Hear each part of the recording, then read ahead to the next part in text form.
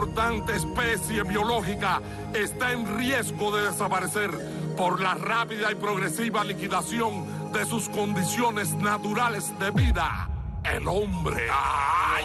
No vengo a hablar de política, pero tenemos que ser realistas. Tendríamos mejor hábitat si seguimos el legado del gran ambientalista. No vengo a hablar de política, pero tenemos que ser realistas.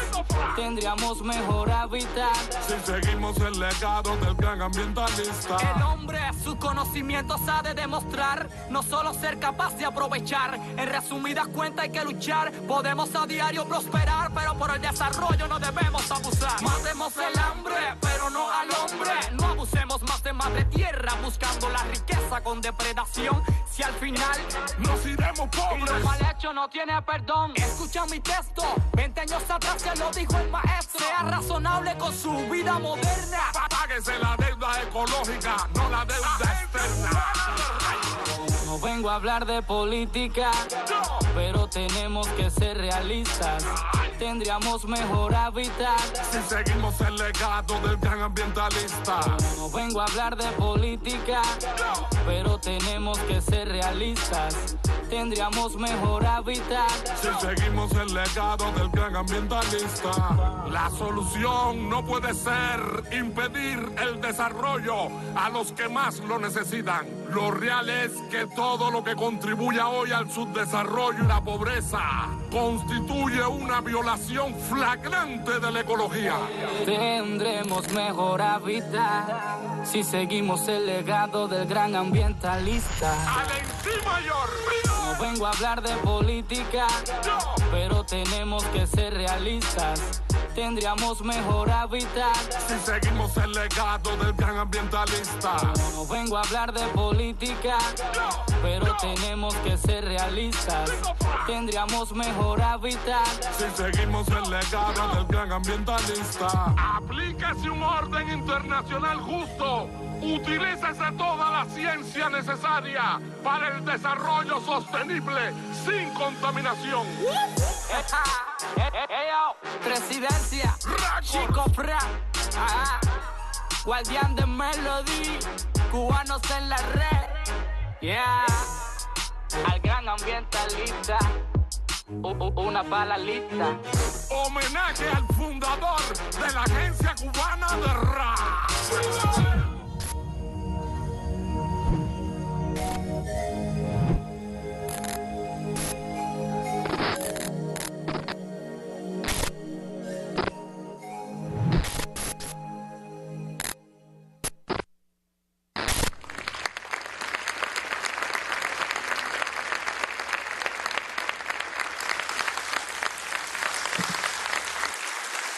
Quisiera agradecer al Grupo Cubanos en la Red, a Osmel que está acá, y a todo el equipo de Mundo Latino que ha hecho posible que en estos días tengamos los audiovisuales que vamos a mostrar de una u otra manera acá. El intento es también utilizar la música para generar cultura ambiental en la población cubana y en general a nivel internacional. La primera idea que yo quisiera, antes de cederle la palabra a otros compañeros, dejar claro en todos nosotros que esto es simplemente un acercamiento al pensamiento ambiental de Fidel. O sea, nosotros estamos conscientes que en un poquito rato, ni en una sesión de trabajo, ni mucho menos, ni siquiera a veces en más tiempo que eso, se puede hacer un profundo acercamiento al pensamiento ambiental de Fidel, siendo Fidel un hombre que durante décadas se ocupó de temas relacionados con el desarrollo del medio ambiente. Por lo tanto, es un punto de partida, una motivación para que en encuentros posteriores el tema se pueda profundizar. No es raro que me acompañen a mí, aquí a mi lado, un economista y un abogado, porque estamos hablando de un pensamiento de una persona que además tuvo la misión de ser jefe de Estado y luchar por el desarrollo de un país. Por lo tanto, no es solo un pensamiento de un conservacionista, que los conocemos mucho y es un enorme esfuerzo que se hace normalmente, pero aquí se adiciona la complejidad de ser un jefe de Estado de un país subdesarrollado que durante mucho tiempo, en condiciones muy difíciles, intenta propiciar el desarrollo para su país. Ese es un elemento que quería señalar. Durante la sesión, ahora durante el coloquio, presentaremos varios audiovisuales. Esa es nuestra herramienta de comunicación, por lo tanto, apelaremos a ella y en algún que otro momento, entre una u otra intervención, proyectaremos algunos audiovisuales. Les decía que me acompañan a mi lado el doctor Ramón Pich, director del Centro de Investigación de la Economía Mundial institución clave que acompañó durante mucho tiempo a Fidel en su proyección internacional sobre todo. Él es un gran experto ambiental, lo sabemos todos, trabaja en el tema de cambio climático y en otros muchos temas. Y también me acompaña a la izquierda máster de ciencia Orlando Rey Santos, funcionario del CIMA, que ustedes saben también que durante muchísimos años ha trabajado el tema ambiental, fue director de medio ambiente del CIMA, participa en las negociaciones internacionales sobre cambio climático y ha estado bien metido en todos estos temas y por lo tanto le agradecemos a ambos que hayan aceptado la invitación y estén hoy con nosotros en este coloquio. Este discurso, que probablemente fue el más breve de Fidel en sus múltiples discursos que ustedes conocen, marca este año su 25 aniversario. Que ha pasado el tiempo, indudablemente, 25 años de este discurso y es una pieza clave en cualquier análisis sobre su pensamiento ambiental. Por eso arrancamos con esta proyección de este audiovisual.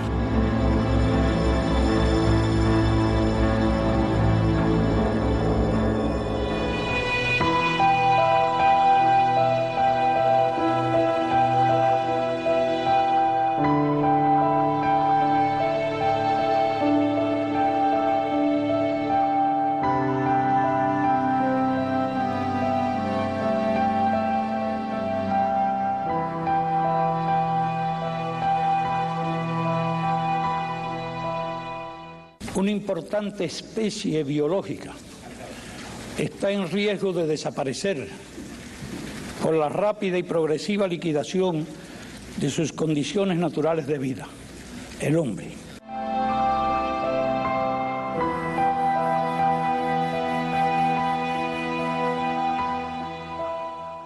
Es necesario señalar que las sociedades de consumo son las responsables fundamentales de la atroz destrucción del medio ambiente.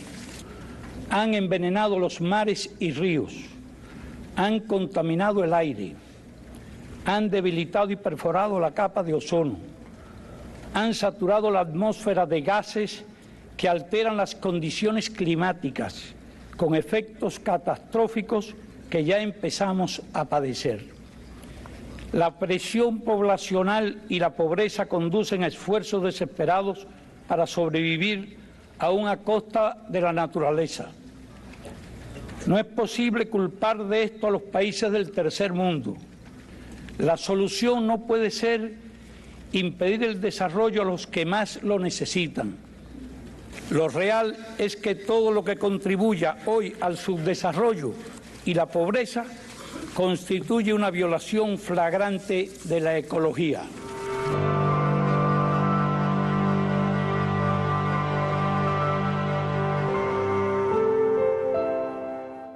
No más transferencias al tercer mundo de estilos de vida y hábitos de consumo que arruinan el medio ambiente.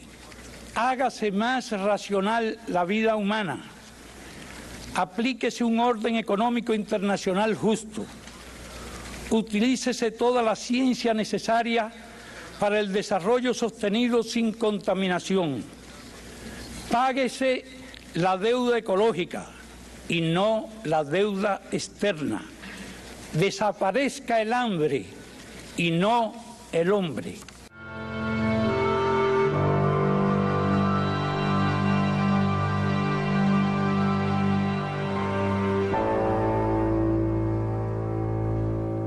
Cesen los egoísmos, cesen los hegemonismos, cesen la insensibilidad, la irresponsabilidad y el engaño. Mañana será demasiado tarde para hacer lo que debimos haber hecho hace mucho tiempo. Gracias. Isso foi muito ovacionado, muito aplaudido o senhor. Bueno, porque hablé poco.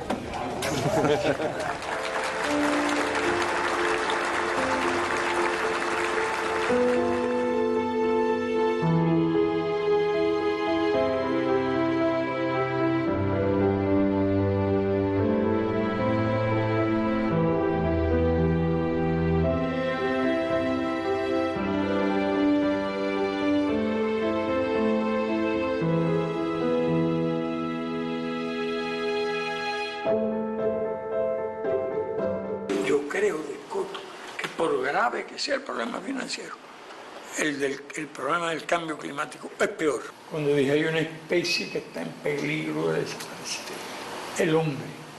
Cualquier conducta parte de la conciencia. No nacemos conscientes.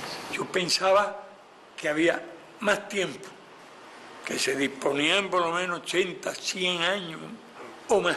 Podrá la ciencia, en el tiempo disponible, resolver el problema de restablecer el equilibrio. Yo creo en el hombre, creo en los valores del hombre. Y el hombre tiene que demostrar que será capaz de aprovechar ese conocimiento para sobrevivir. Hay que luchar.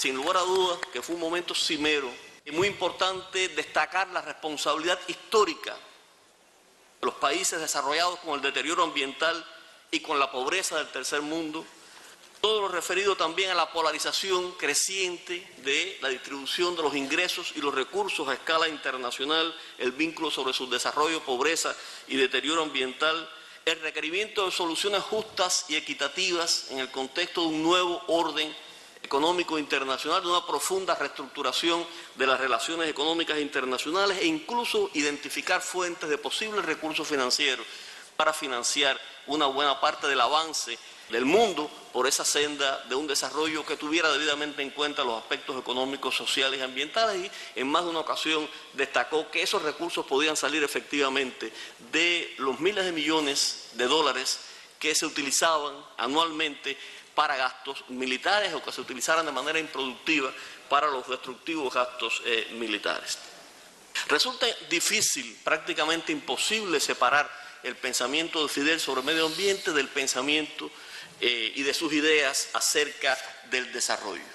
Desde momentos muy anteriores, de hecho a este momento de Río, y aprovecho para decir que el pensamiento de Fidel sobre estos temas antecede con mucho a la cumbre de Río, se remonta incluso a los tiempos en que escribiera el programa del Moncada y con posterioridad a las primeras décadas de la Revolución. Decía en 1960, aquí se acostumbraba a enseñar una geografía fría, como si el planeta Tierra estuviese deshabitado, como si el planeta Tierra y en los picos y en los valles no morasen seres humanos, una geografía que estaba divorciada de otro elemento esencial y primordial, y que es el centro precisamente de ese escenario, que es el hombre.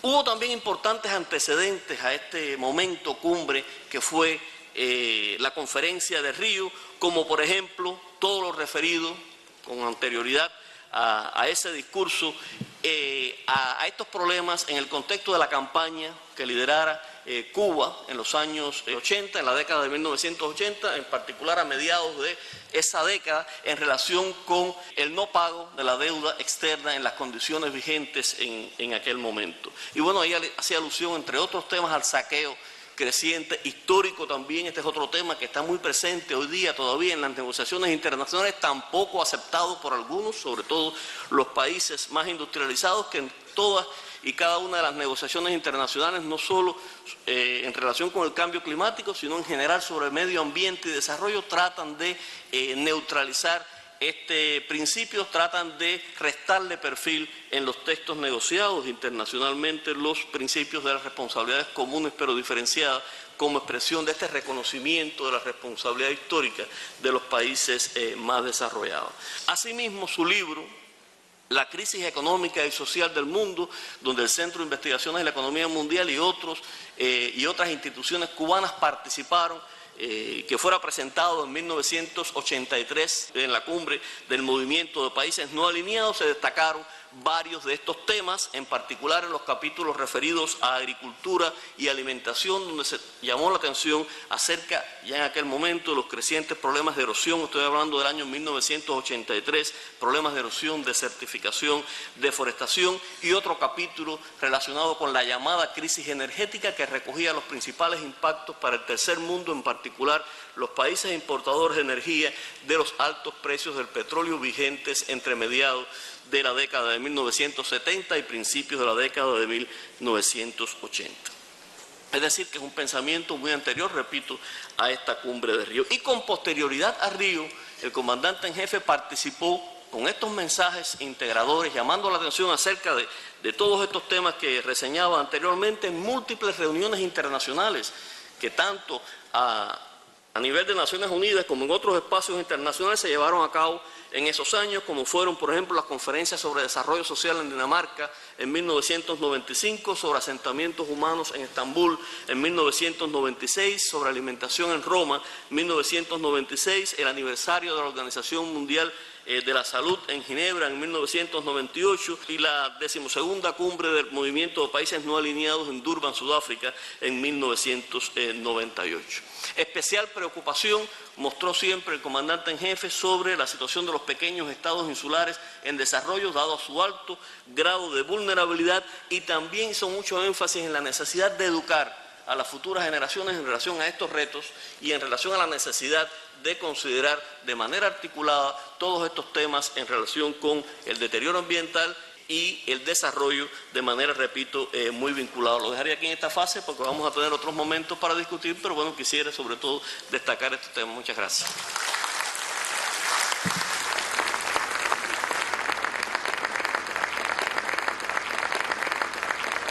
Les recuerdo a ustedes que en 1992 el discurso de la Cumbre de Río se pronuncia en un momento en que Cuba vivía una situación muy especial desde el punto de vista económico, con un decrecimiento significativo en su economía, cortes eléctricos diarios muy intensos y una situación bien compleja en el ámbito nacional. Para articular todo ese discurso internacional que Fidel es capaz de hacer en la Cumbre de Río con las políticas nacionales, para un poco desarrollar qué ocurre en Cuba después de esa Cumbre de la Tierra, cedemos la palabra a Orlando Reyes. Cuando 20 años después de la reunión de Río de 1992 se celebró una nueva cumbre conocida como Río más 20, que tuvo también lugar en Río de Janeiro en el año 2012, el discurso de Fidel en Río seguía siendo de completa actualidad. Los que estábamos allí decíamos, se podía haber repetido palabra a palabra ese discurso. Y cuando una pieza de oratoria, que es una herramienta política, puede sobrevivir indemne 20 años, es porque sin duda es un texto que es paradigmático y que refleja una síntesis de un pensamiento de época, no de momento. Y pensamos que es así porque además cuando ese discurso se trae a la realidad cubana y al análisis del pensamiento de Fidel en la revolución, vemos que muchas de esas ideas se fueron consolidando muchos años antes. Y sobre esa misma línea entonces en Cuba, en el discurso ante la Asamblea Nacional del Poder Popular, el 24 de febrero de 1976, momento en que se aprueba la Constitución de la República de Cuba, él dice: el socialismo puede salvar a la humanidad de los peligros espantosos que la amenazan, agotamiento de los recursos naturales que son limitados, contaminación progresiva del medio ambiente, crecimiento descontrolado de la población, hambres desoladoras y guerras catastróficas. Es decir, son dos polos del mismo pensamiento, por la misma línea en que él defiende el socialismo como un modelo en que el medio ambiente puede tener otro destino, critica en Río el capitalismo como un modelo que es consustancialmente insostenible y que es imposible que pueda llevar al mundo por una verdadera senda de progreso. Cuba fue el segundo país latinoamericano en introducir la temática ambiental en su constitución y fue el primero también en la región latinoamericana que introdujo el concepto del deber ciudadano con el cuidado del medio ambiente, y eso fue en el año 1976. Cuando esa constitución se reforma en 1992, se introduce en la Ley Fundamental de Cuba la idea del desarrollo económico y social sostenible. Fue el mismo año de Río y prueba algo también que es muy importante, que es una absoluta consistencia entre el discurso internacional de Fidel y la materialización en las políticas públicas de Cuba de ese pensamiento.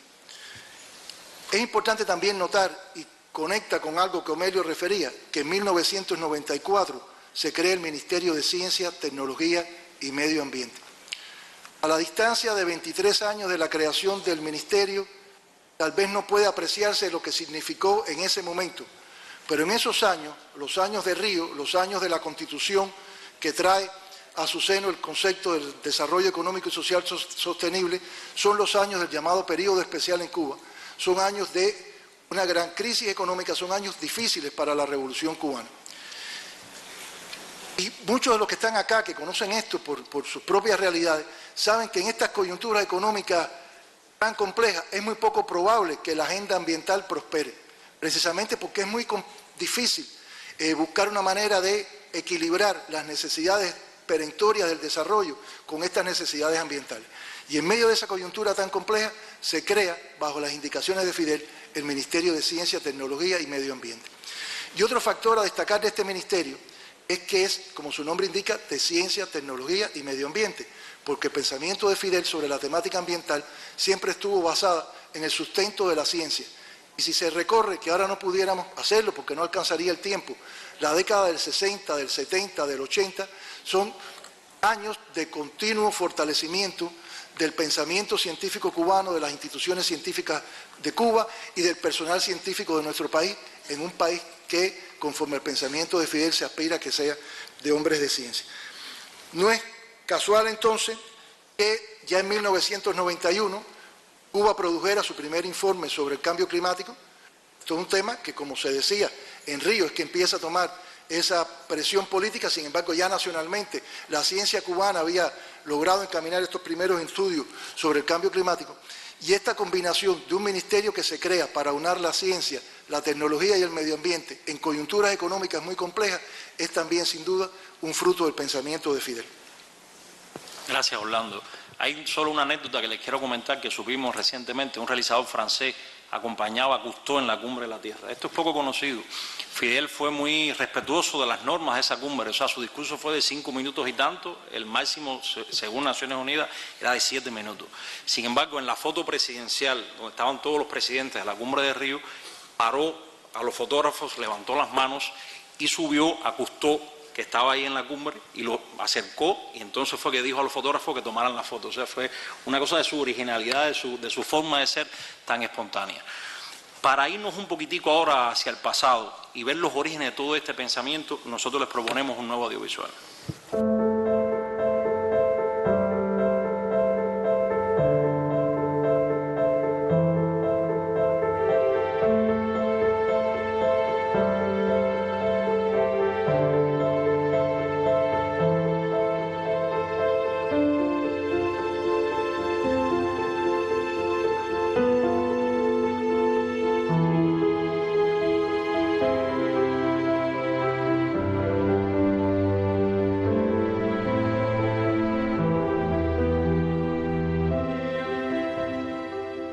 Empieza él a hablar ya si los campesinos extraían muchos árboles de la montaña.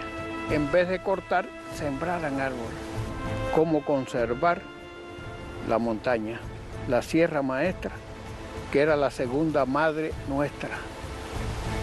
Eso fue una tendencia desde el mismo principio que él entró allí. No fue solo convencer, sino prohibir que se cortara un árbol en la sierra.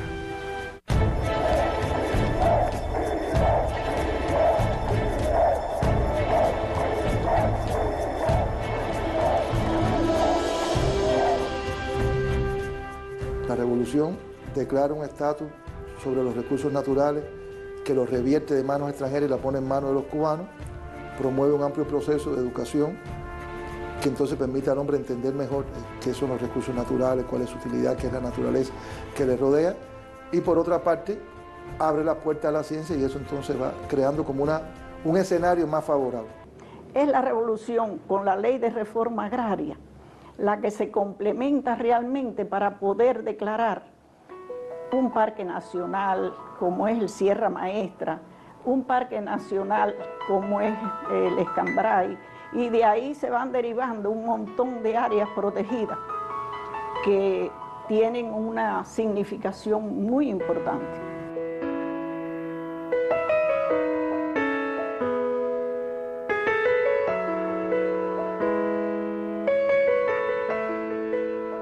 Cuando triunfa la revolución, Fidel no se acomoda detrás de un buró.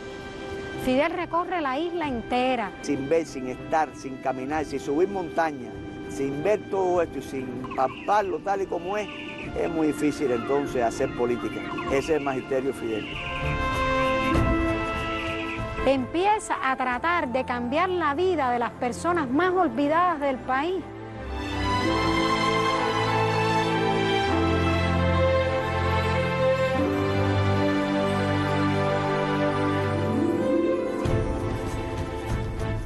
Tan pronto estaba aquí, como estaba allá, como estaba acullá, quería abarcarlo todo. Y así visitan la Ciénaga de Zapata.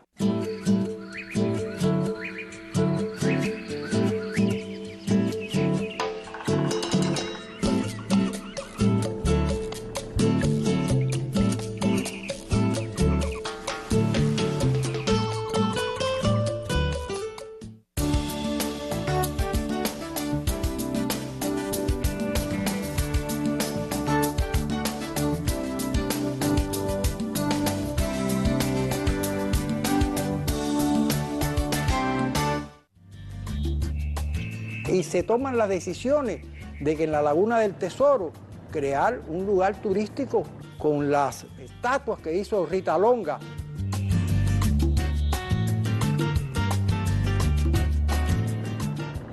Tenían una pequeña casa bote ahí, una patanita con una casita que ahí es donde vivía Lupe, Celia, Núñez, Fidel, la escorta, y pasaban ahí los días, tenían una lancha rápida, tenían un helicóptero para moverse. Transformando la Ciénaga de Zapata y buscando la preservación de especies como los cocodrilos, que estaban en ese momento en extinción.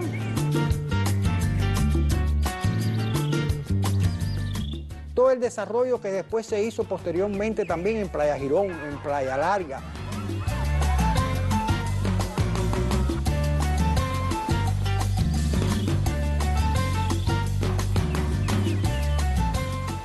A cada momento es el encuentro con una naturaleza y una isla que él se preocupó, Fidel, de conocer detalladamente, por arriba y por debajo, como submarinista, como pescador, como cazador, como hombre del monte, como guerrillero, siempre apreció aquella bondad y generosidad de la naturaleza que nos amparaba a todos.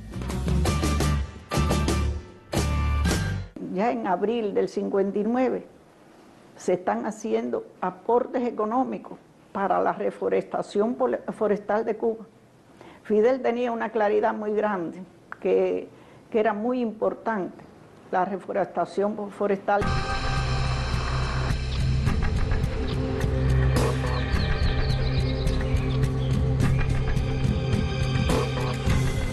Es muy importante notar que la primera ley forestal de Cuba vino en el año 59, una ley de protección y de repoblación forestal.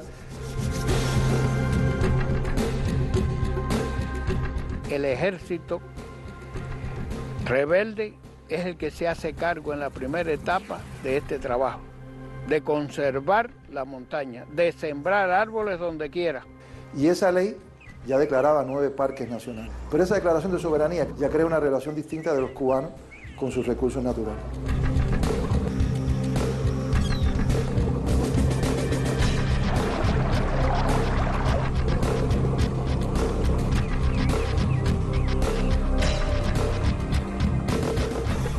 Quiere decir que aquel fondo que se puso por el Consejo de Ministros para la reforestación forestal era encomiable, era digno de reconocer la conciencia, esa conciencia que tuvo la revolución y que Fidel le imprimió en todos nosotros.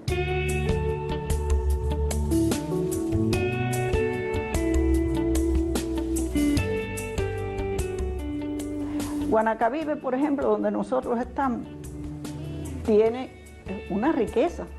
Guanacavive tiene las 2 áreas protegidas, tiene un parque nacional, tiene una reserva a la biosfera, tiene refugio de fauna.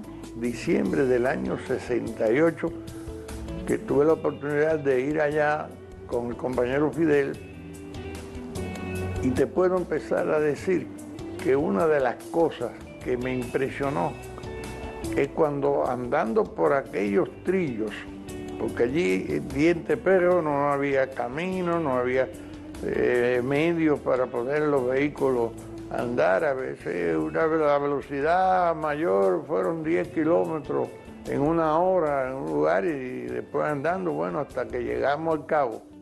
Fidel me decía, esto vale mucho, cuida esto.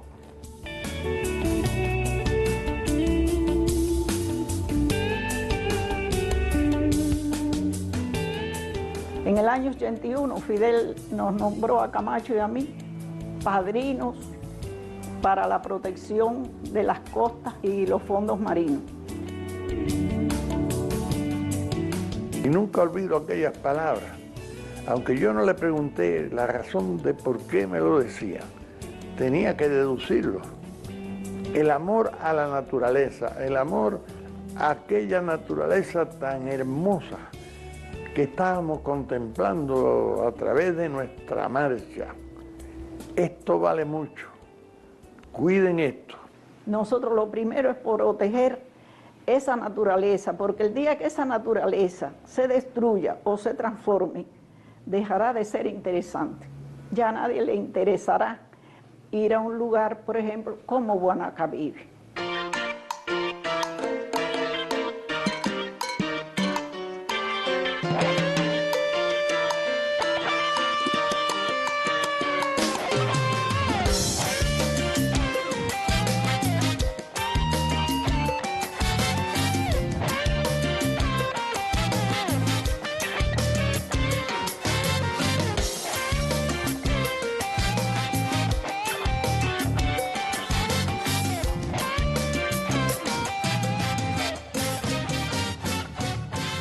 Y uno ve que a pesar de todas esas categorías y todas esas reservas, nos hace falta la conciencia del hombre.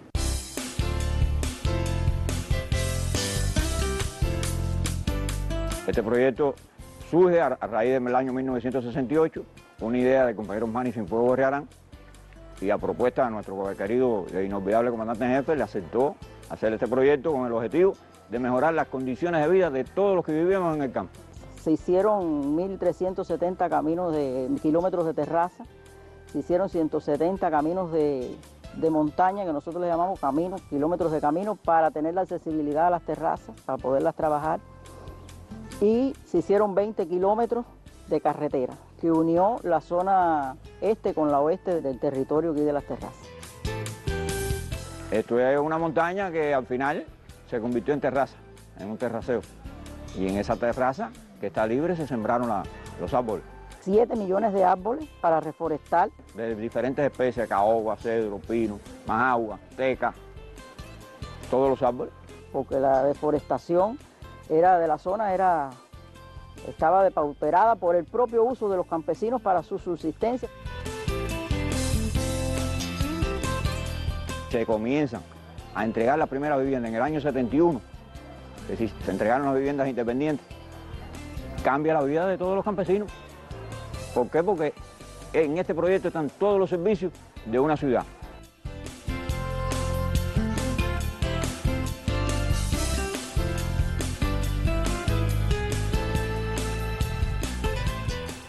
El plan de desarrollo era revolucionario y Fidel fue de los que pasó por aquí en un primer momento, por esos terraplenes que no, cuando digo de comunicación es que no había terraplén, no había carretera.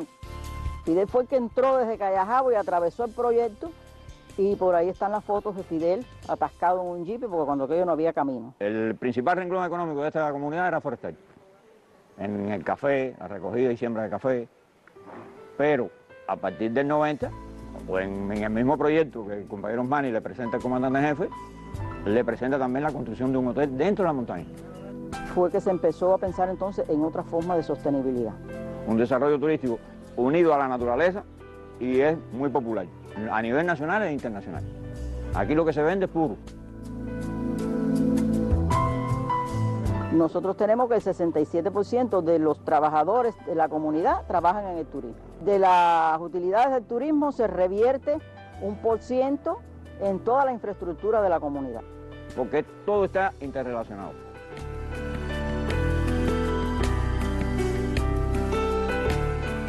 La política nuestra es mantener el proyecto, que es lo que le beneficia a todas las personas que viven aquí. Y mantener el proyecto es estar como estamos y algunos cambios que puedan haber, pero que no distorsionen el curso de lo que hemos venido haciendo desde el año 68 hasta la fecha. Seguir con las mismas tradiciones a través de la escuela. Velar que no se tale un árbol indiscriminadamente, en tratar de seguir sembrando y resembrando los árboles y de mantener la naturaleza, que es lo principal de este destino turístico. Para hoy, para mañana y para siempre. Si nosotros no tenemos naturaleza, el medio ambiente que nos rodea, desaparece el turismo. Y si la interrelación del pueblo no está vinculada al turismo, también desaparece el turismo. ¿Por qué? Porque el pueblo es el máximo velador de todo lo que nosotros podamos hacer dentro de este proyecto. Sin el pueblo no podemos hacer nada. Creo que Fidel no desatendió ninguna vertiente de la revolución, ninguna. Pero esta que es tan sutil, que además es distinta. Esto es técnico, es de especialistas, es de personas muy consagradas a este tipo de trabajo, que a él se le podía ir de las manos y no se le fue. No hay un solo aspecto del interés de nuestro país que no haya sido tocado por el compañero Fidel. No lo tenemos físicamente, pero está Fidel. Esto aquí es Fidel, aquí está Fidel, más que en otros lugares también. Porque esto fue un proyecto de la revolución de Fidel, que Fidel lo vio, lo generó, lo gestó, lo caminó durante su inicio, lo impulsó.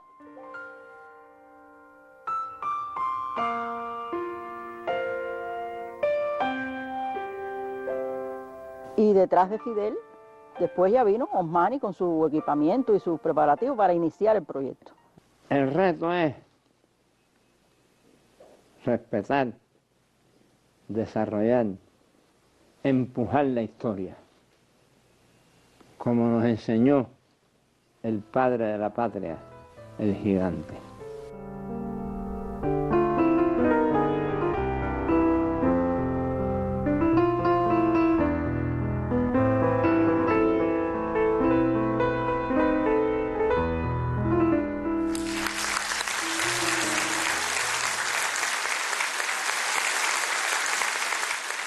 El vínculo entre energía, medio ambiente, cambio climático fue fundamental ha sido fundamental en el pensamiento económico, social y ambiental del comandante en jefe. Toda esta relación que hay entre el impacto que tiene el sector energético en particular a partir de su gran dependencia de los combustibles fósiles, que son el 85% de la energía comercial que utiliza el mundo, y el impacto en el reforzamiento del cambio climático fue objeto de particular atención por parte de Fidel. Al igual que algunas de las llamadas opciones que se han estado explorando a escala internacional. Recuerden todo el debate en torno a los biocombustibles, donde llamaba la atención de cómo la utilización a gran escala de los biocombustibles, siguiendo fórmulas que resultan funcionales, sobre todo al agronegocio, al negocio transnacional, actúan en detrimento no solo del medio ambiente, sino también de aspectos sociales tan sensibles como es la alimentación,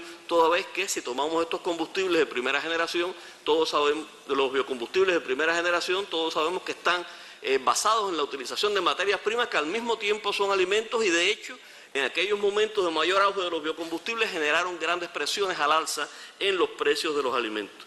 Pero fenómenos técnicos tan interesantes como esta expansión del gas de esquisto, del gas y el petróleo de esquisto en los Estados Unidos, que ha sido un fenómeno que ha revolucionado el perfil energético de los Estados Unidos, en los primeros años de este siglo, ya Fidel llamaba la atención de este tema, repito, un tema tan técnico y tan específico que él también reseñó en una de sus reflexiones y destacó esta cuestión. Lo referido al hambre, el déficit alimentario, también fue una arista fundamental de análisis por parte de Fidel cuando analizaba las distintas temáticas, los problemas de la crisis global y la dimensión social de la crisis, los problemas de inequidad, los problemas de polarización social, etcétera.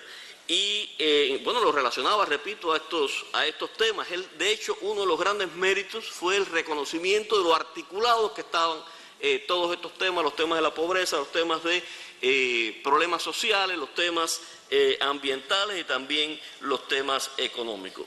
En los análisis internacionales llamaba la atención acerca del contraste entre los grandes progresos científicos y tecnológicos de la humanidad y lo incapaces que hemos sido como sociedad global de encontrarle una solución a muchos de estos temas que siguen siendo una preocupación central hoy en nuestros días. Le preocupaba mucho al comandante en jefe la lentitud, la fragmentación de esas negociaciones, cómo muchas veces no se iba a la raíz de los problemas, cómo los países más desarrollados trataban de eludir a toda costa sus responsabilidades internacionales y el seguimiento minucioso que le dio, por ejemplo, a la conferencia sobre el clima en Copenhague en el año 2009 fue un tema, bueno, se difundió mucho nacionalmente, hubo hasta tabloides que se publicaron, etcétera, pero donde se recogía una buena parte de este pensamiento y de estas preocupaciones. De manera que lo dejaría aquí, volviendo a recordar estas dos dimensiones importantes de estos años transcurridos, repito, del siglo,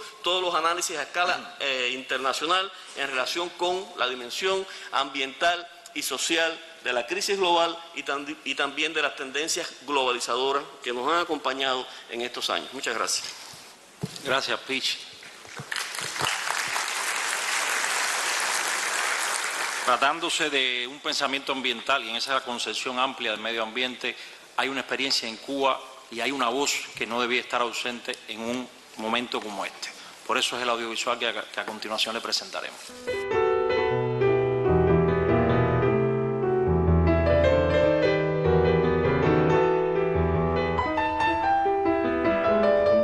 No sería posible hablar de la restauración del centro histórico de La Habana sin recordar la preocupación personal de Fidel por eso.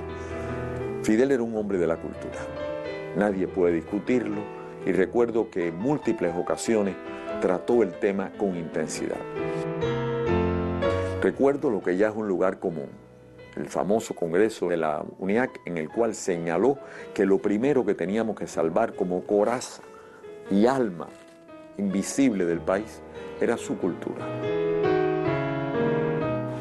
Y también lo recuerdo cuando, regresando de Cartagena de Indias, apenas volábamos de aquella ciudad donde, por cierto, una celada le había sido preparada por los mortales adversarios de la revolución y que la había desafiado, me preguntó, ¿qué podemos hacer por La Habana?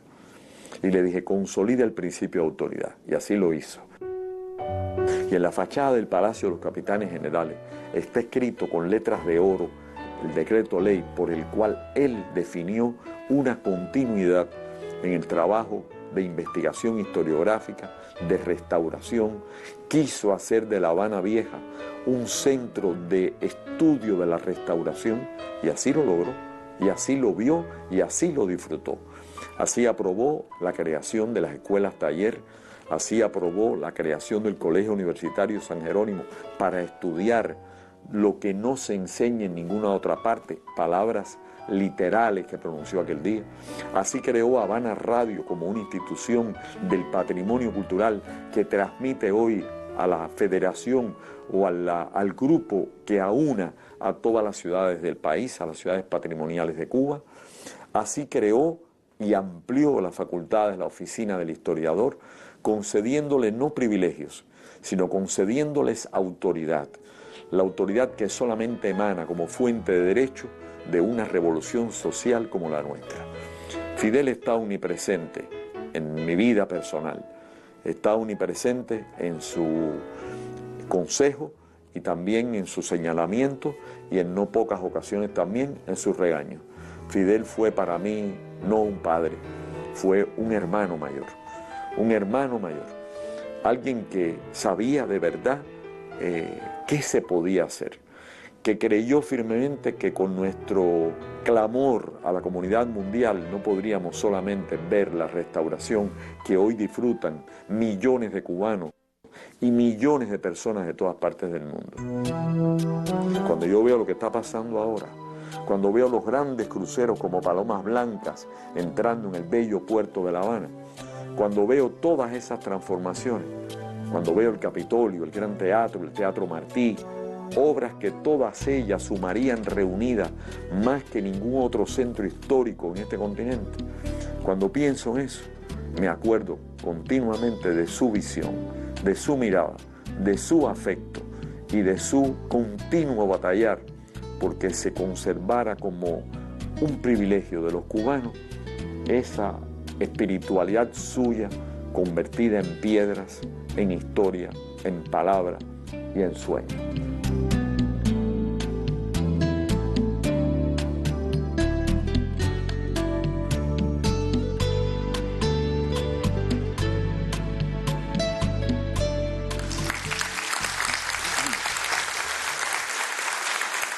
Como muchos de ustedes saben, Orlando Rey ha formado parte de las delegaciones cubanas a las distintas cumbres internacionales, reuniones donde se ha venido negociando, abordando el tema del cambio climático.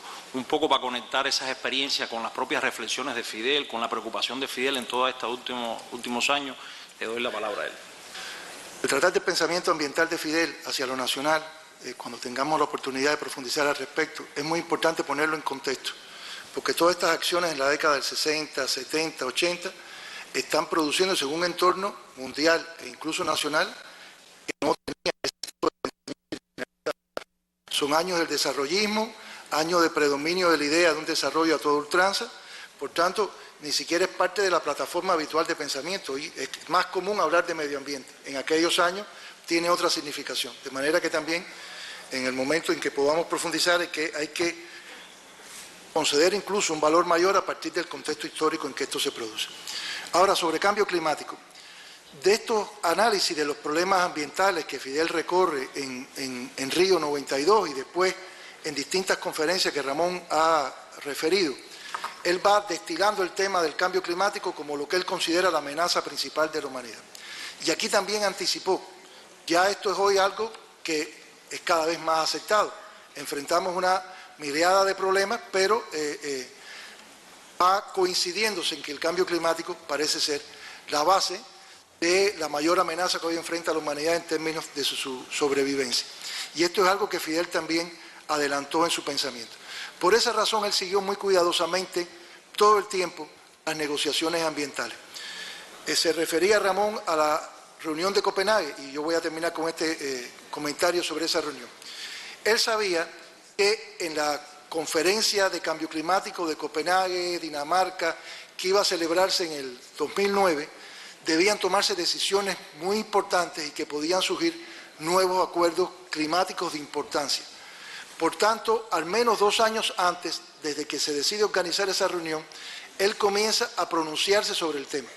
Y ya se refleja allí cierto escepticismo en la posibilidad de que en el contexto ideológico, en el contexto político de Copenhague, pudiera tenerse un acuerdo radical, realmente transformador, el acuerdo que la humanidad necesitaba. Por tanto, este es un tema que él siguió paso a paso durante esos 3 años. Y en Copenhague, como muchos conocen, fue una reunión caótica, una reunión que colapsó en sí misma y estuvo a punto de descarrilar todas las negociaciones ambientales internacionales ante el intento por un grupo de países de que se adoptara un acuerdo que no había sido negociado siguiendo las reglas internacionales y que no reflejaba el interés de la mayoría. Él visualizó los efectos de ese acuerdo, lo que ocurrió en la reunión, y lo reflejó de manera magistral en 2 de sus reflexiones. En general, estas reuniones climáticas son diversas, caóticas, muy burocráticas. A veces para los que están allí es difícil seguir el hilo de lo que ocurre. Y aunque él se mantuvo en contacto con la delegación cubana todo el tiempo, y en particular el último día de las negociaciones de Copenhague, cuando al día siguiente los miembros de la delegación leíamos sus reflexiones, la impresión que nos causó a muchos, sin ponernos de acuerdo al respecto, que es como si hubiera estado en la reunión.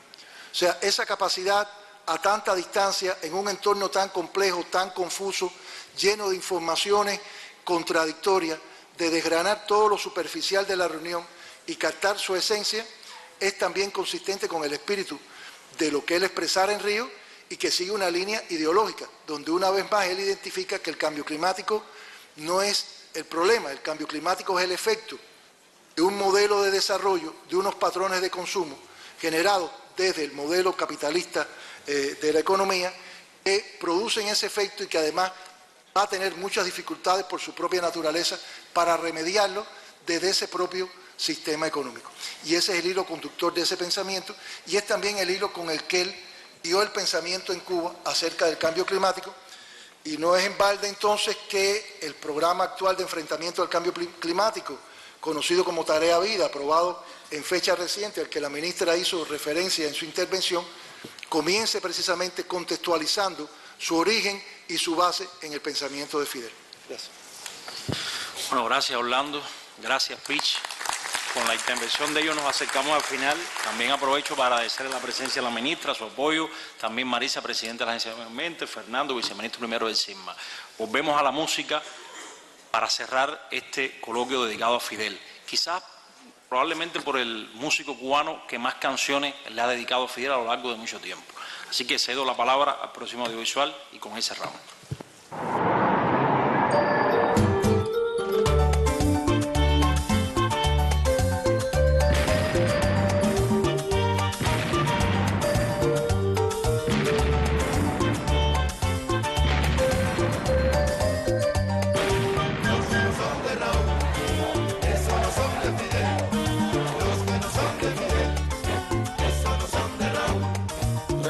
Este sabio, estamos reflexionando y si es necesario el cambio, vamos a seguir cambiando.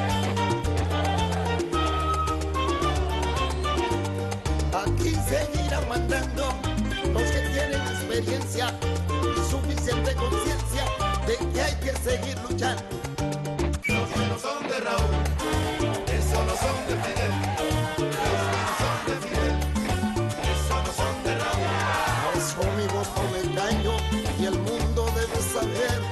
Le voy cantando y gritando, por siempre viva Fidel.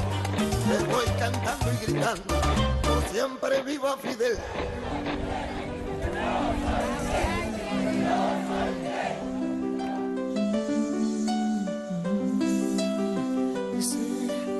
Yo también oré, yo también pedí, yo también me arrodillé. Yo recé por ti, yo también oré, yo también pedí, yo también me arrodillé y yo recé por ti. No me voy a detener, no hay tiempo para demorar, pues ha llegado la hora y es necesario vencer. Estoy contigo, Fidel, en la guerra y en la paz. Soy y tenemos que ser un eterno Paraguay y yo a ti claudicar jamás. Si hay que pelear, pelearemos en honor a la verdad. Patria o muerte venceremos. Y yo también oré, yo también pedí, yo también me arrodillé. Yo recé por ti, arríbale.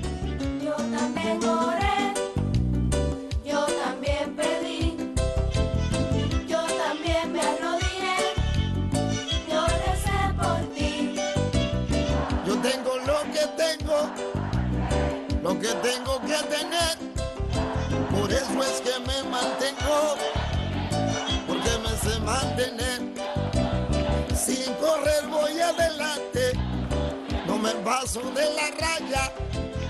Tengo un corazón cantante y una mente que no falla. Quien te canta no te engaña, con mucho orgullo lo digo. Soy de los que no se callan, Fidel, estoy contigo. Yo también oré, yo también pedí, yo también me arrodillé.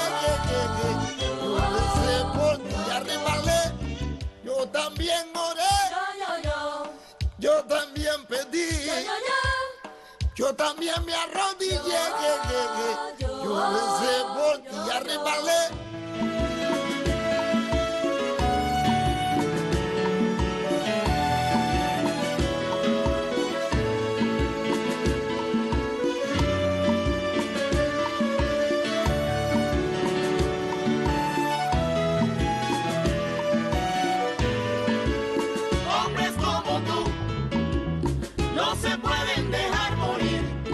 Hombres como tú, Fidel, no se pueden dejar caer.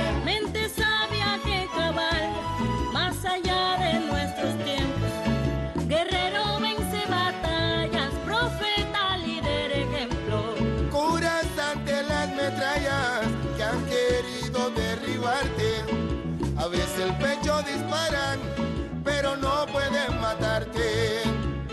Hombres como tú no se pueden dejar morir. Hombres como tú, Fidel, no se pueden dejar caer. Porque tú tienes el arte de la guerra, de la paz. Has sabido levantarte, gigante de la verdad. Estás aquí entre nosotros, vibrante, erizas la piel. Sé que no puedes ser otro, porque te siento Fidel. Tú siempre vas a volver junto a los desamparados y a los más necesitados. No los dejarás caer. Y a los más necesitados no los dejarás caer. Hombres como tú no se pueden dejar morir. Hombres como tú, Fidel, no se pueden dejar caer. Eres el libro, el pincel, resurrección de Martín, el rebelde aquel mambí, con el machete en la mano, tú nunca vas a morir, vives entre los cubanos. Hombres como tú no se pueden dejar morir. Hombres como tú, Fidel, no se pueden dejar caer. Hombres como tú no se pueden dejar morir. Hombres como tú, Fidel, no se pueden dejar caer. Tú nunca vas a morir, vives entre los cubanos. Inolvidable, que pasarán miles de años, será como Jesucristo para los creyentes. Fidel será eso, un hombre eterno, hasta la victoria siempre, mi comandante.